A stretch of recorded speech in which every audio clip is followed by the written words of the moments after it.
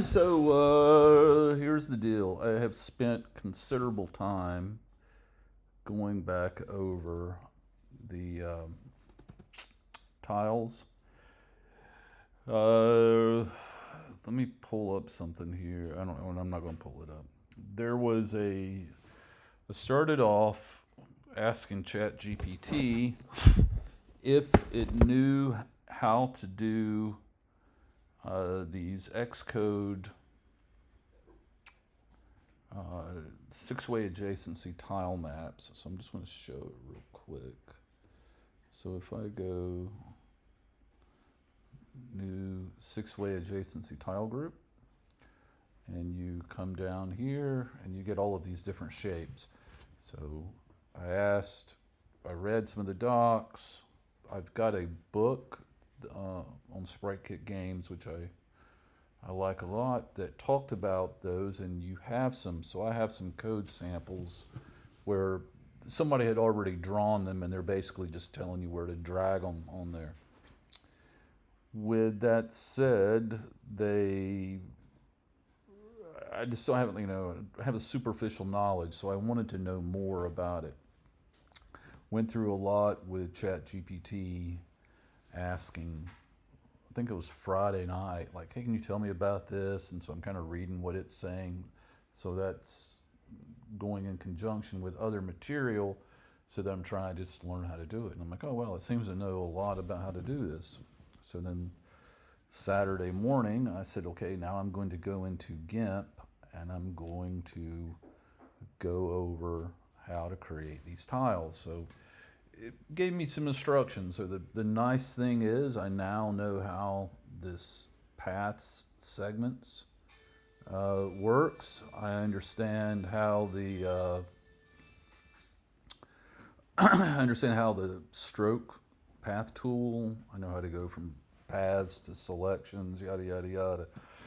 So with that said, I'm not flipping tiles anymore because that kind of like screwed up my lineup. But basically, let me show you what it taught me.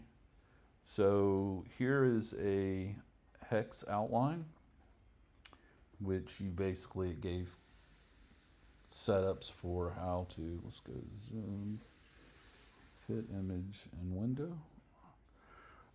Originally, this started out as do it as 256 by 256, start with an outline, where to put these anchor dots. Did that, then where to put these guides. Down here it looks a little narrow, so I've just been kind of changing that as I go. And then it talked about how to go through from that. So let's turn off everything, and I'll kind of give you a quickie on how to do this. So we'll turn on our background. I also use guides. So there's a thing here about image guides. You can do a new guide and you can snap to guide. All right, so start with so we get the points. And so basically, this is a path that's stroked, and then you do a fill path with that color. Afterwards, add in some shadow. This is using the paintbrush. Setting your heart, and when it's kind of funny when you're in 256 by 256, ChatGPT is giving you diameters for these paintbrushes and opacities that really I don't really think were right, because like this thing would be bigger than your where you've got your fill is. So I've kind of tweaked it down. So that would be if I were going to do that again. And now that I'm my template is sized to what my desired hex tile is, because I don't really want to go through all that. I'm not trying to make it that great. This is just two. right? So sometimes I will stroke it a little bit further because I'm trying to say, like, it's a little wider here, make it a little deeper. All right, let's turn on the highlights. The highlights are a different color. It's kind of a lighter. This would be the highlight color. I think maybe a better white would be better, but I don't know. That's what I did. And then the banks.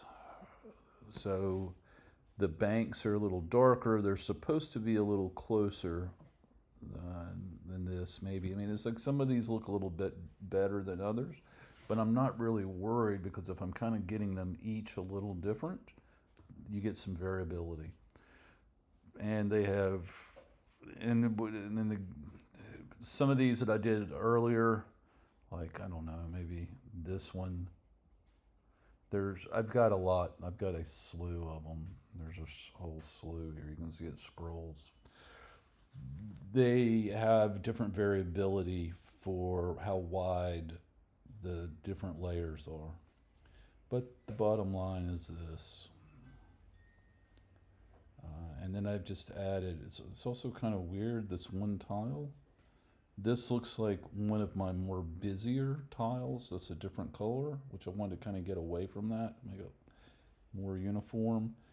And if I have to, I can come back to these and I can change that background. So I could have a stream over dirt, say.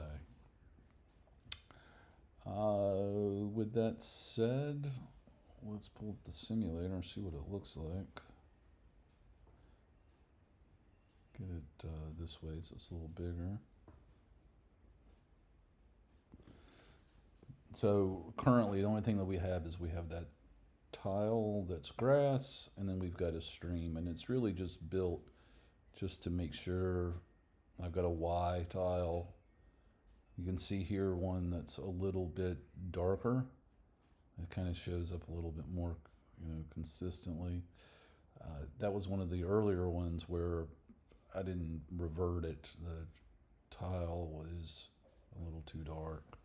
But I'm not, like I said, I'm not really sweating it. I can adjust this.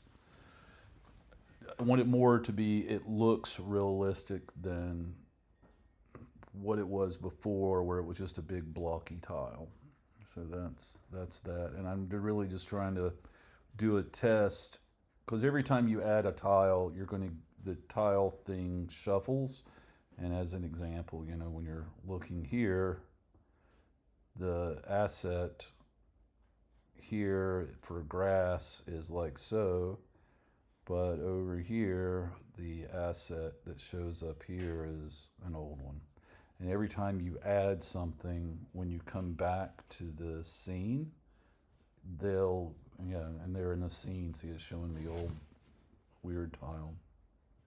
They look a little different. So I don't really want to worry about what it actually looks like at the moment. I'm more concerned, does it look natural? And I can do some tight turns. So you can see here, look at this.